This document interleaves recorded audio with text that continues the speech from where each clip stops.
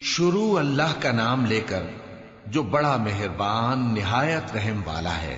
नून, कलम की और जो कुछ लिखने वाले लिखते हैं उसकी कसम कि ऐ पैगंबर सल्लल्लाहु अलैहि वसल्लम, तुम अपने परवरदिगार के फजल से दीवाने नहीं हो और बेशक तुम्हारे लिए बेइंतहा अजर है और यकीनन तुम अखलाक के आला मर्तबे पर हो। सो अनकरीब तुम भी देख लोगे और ये काफिर भी देख लेंगे कि तुम में से कौन दीवाना है। तहकीक तुम्हारा परवरदिगार उसको भी खूब जानता है जो उसके रास्ते से भटक गया और उनको भी खूब जानता है जो सीधे रास्ते पर चल रहे हैं। तो तुम झुटलाने वालों का कहा न मानना। ये लोग चाहते हैं कि तुम नरमी इख्तियार करो तो ये भी नर्म हो जाएं, और किसी ऐसे शख्स के कहे में ना आ जाना जो बहुत कस्में खाने वाला है, जलील है, शरारत से इशारे करने वाला, लगाई बुझाई करने वाला, माल देने में बड़ा बखील, हद से बढ़ा हुआ बदकार, सख्त खू और इसके अलावा बदजात है। इस सबब से कि माल और बेटे रखता है, जब उसको हमारी आयतें पढ़कर सुनाई जाती हैं तो कहता है कि ये अगले लोगों के अफसाने हैं, हम अनकरीब इसकी ऊंची नाक पर दाग लगाएंगे। हमने इन लोगों की उसी तरह आजमाइश की है जिस तरह बाग वालों की आजमाइश की थी, जब उन्होंने कस्में खा खा कर कहा कि सुबह होते होते हम उसका मेवा तोड़ लेंगे और इंशाअल्लाह न कहा।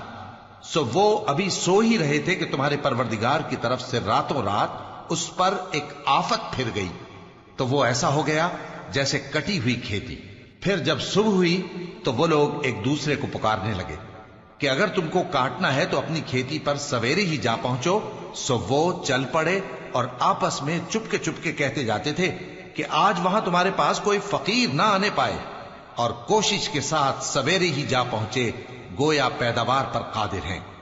फिर जब उन्होंने बाग को देखा तो वीरान, कहने लगे कि हम रास्ता भूल गए हैं। नहीं, बल्कि हम बेनसीब हो गए। एक जो उनमें समझदार था बोला, क्या मैंने तुमसे नहीं कहा था कि तुम तस्बीह क्यों नहीं करते? दूसरे कहने लगे कि हमारा परवरदिगार पाक है, बेशक हम ही कसूरवार थे। फिर लगे एक दूसरे की तरफ रुख करके मलामत करने, कहने लगे हाय शामत, हम ही हद से बढ़ गए थे। उम्मीद है कि हमारा परवरदिगार इसके बदले में हमें इससे बेहतर बाग इनायत करे। हम अपने परवरदिगार की तरफ रुजू करते हैं। देखो, अजाब यूं होता है और आखिरत का अजाब सबसे बढ़कर होगा। काश ये लोग जानते होते। परहेजगारों के लिए उनके परवरदिगार के यहां नेमत के बाग हैं।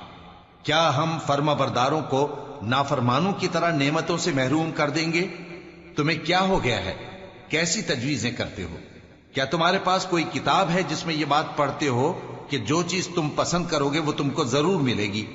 या तुमने हमसे कस्में ले रखी हैं जो क़यामत के दिन तक चली जाएंगी कि जो कुछ तुम तय कर लोगे वो तुम्हारा होगा? इनसे पूछो कि इनमें से कौन इसका जिम्मा लेता है। क्या इस कौल में इनके कुछ शरीक हैं? अगर ये सच्चे हैं तो अपने शरीकों को ले आएं। जिस दिन पिंडली से कपड़ा उठा दिया जाएगा और कुफ्फार सजदे के लिए बुलाए जाएंगे, फिर वो सजदा न कर सकेंगे। उनकी आंखें झुकी हुई होंगी और उन पर जिल्लत छा रही होगी, हालांकि पहले उस वक्त सजदे के लिए बुलाए जाते थे जबकि वो सही और सालिम थे। सो मुझको इस कलाम के झुटलाने वालों से समझ लेने दो। हम इनको आहिस्ता आहिस्ता ऐसे तरीक से पकड़ेंगे कि इनको खबर भी ना होगी, और मैं इनको मोहलत दिए जाता हूं। मेरा दांव बड़ा मजबूत है।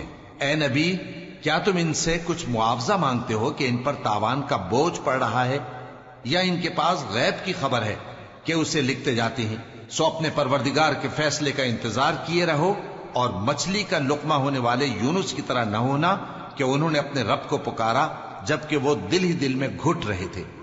अगर उनके परवरदिगार की मेहरबानी उनको न संभाल लेती तो वो चटियल मैदान में डाल दिए जाते, मजमूम हालत में। फिर उनके परवरदिगार ने उनको बरगुजीदा करके नेकूकारों में शामिल कर लिया। और काफिर जब ये नसीहत की किताब सुनते हैं तो यूं लगते हैं कि तुमको अपनी निगाहों से फिसला देंगे, और कहते हैं कि ये तो दीवाना है। और लोगों, ये कुरान तमाम जहानों के लिए नसीहत है।